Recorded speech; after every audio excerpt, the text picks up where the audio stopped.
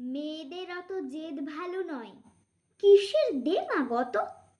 মেয়েরা একটু শান্তই ভালো, লক্ষ্মী দেবীর মতো।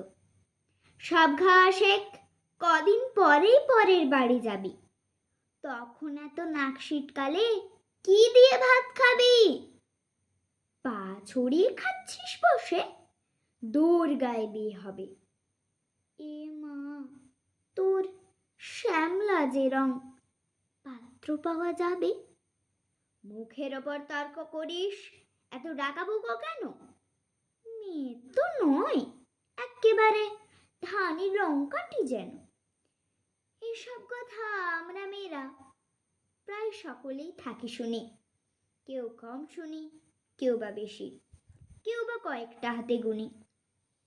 এসব শুনে কত মেয়েদের শুরু হয় ছোটবেলা। মেয়েবেলা বলে কিছুই থাকে না, সবটা পুতুল খেলা। কেন গো সমাজ, কিসের জন্য এত এক চোখে দেখো?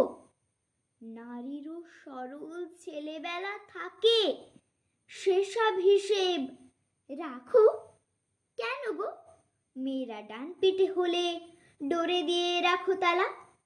তোমরা জানো না দেবী নারায়ণী লক্ষ্মী ও চঞ্চলা? তোমরাই বলো, মা কালিকা নাকি আমিষে পরিতৃপ্তা?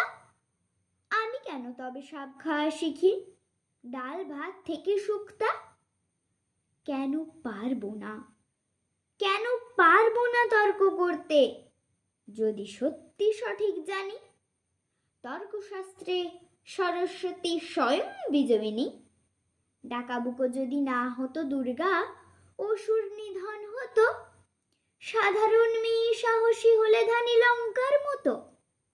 অনেক হয়েছে, অনেক হয়েছে, ছাড়ো হে সমাজ, এক চোখা বিচার ছাড়ো। শিশুদের মাঝে লিঙ্গ না রেখে ওদের শিশুই বিচার করো।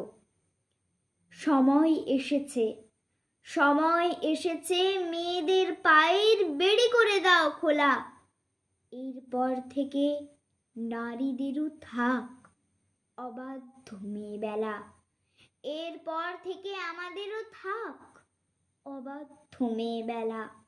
নমস্কার।